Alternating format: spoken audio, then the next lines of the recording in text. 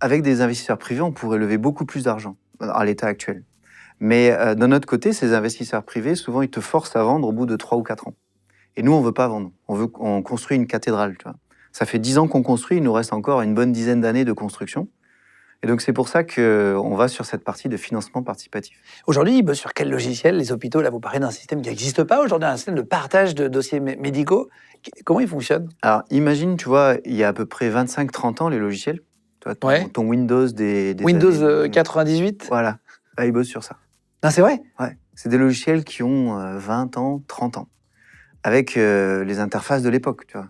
À une époque où tout le monde a un smartphone. C'est encore sur les vieux Windows et tout, non? Alors, ils sont sur c'est des vieux logiciels sur Windows, c'est ça qui est très bizarre. Mais l'interface, C'est la même. t'as l'impression d'un truc de l'ère soviétique, quoi. Incroyable. Et en plus, ces logiciels, ils sont isolés, c'est-à-dire qu'ils ne partagent pas les données entre les hôpitaux. Et en plus, maintenant, ça devient des passoires en termes de sécurité. T'as beaucoup de cyberattaques.